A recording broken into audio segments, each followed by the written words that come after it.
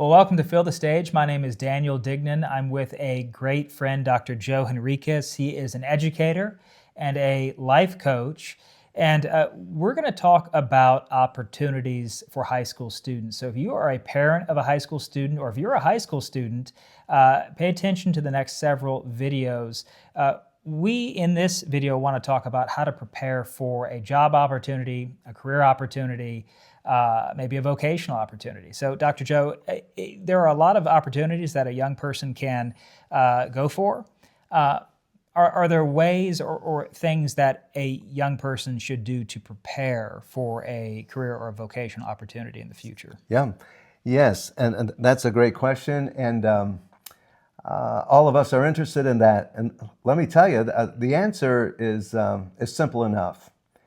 Because to prepare for the future, something that you don't know, is to be all the person that God wants you to be in the present. That you do know. Well, what do I mean by that? I'll go back to my own experience. I learned how to prepare for the future by just doing what my father told me to do. I cleaned up my room. When he gave me a job to do, I did it exactly the way he said to do it. I fully enjoy the things that I enjoy doing, like sports. You know, I was all in for sports. I was helping people the best that I knew how. I loved to be a learner. All those things as I was a teenager. You know, it's just me being life. You know, I wasn't thinking about the future. I was just thinking about now. Now, having said that, some teenagers do think about the future. God bless you. I didn't have that experience, but God still led me.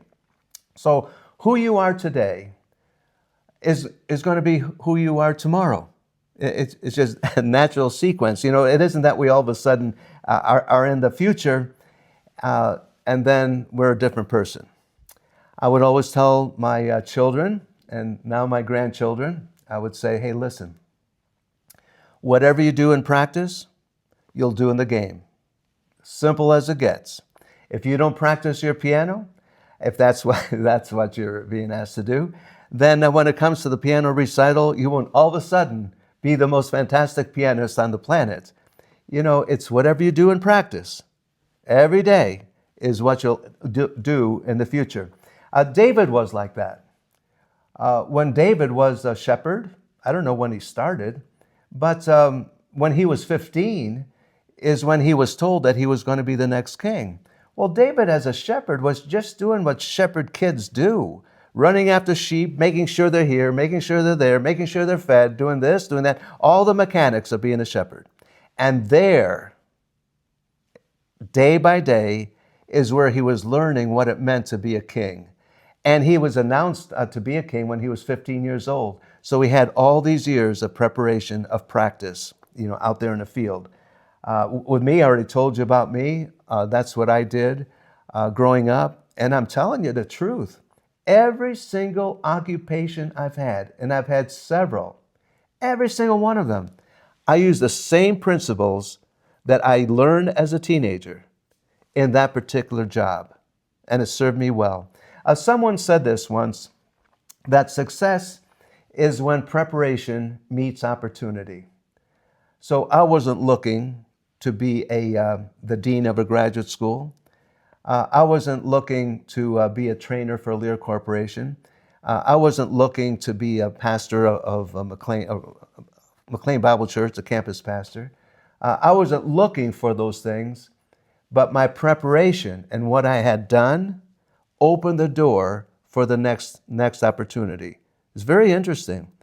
God didn't call me to anything in particular except to know Him and love Him and serve Him.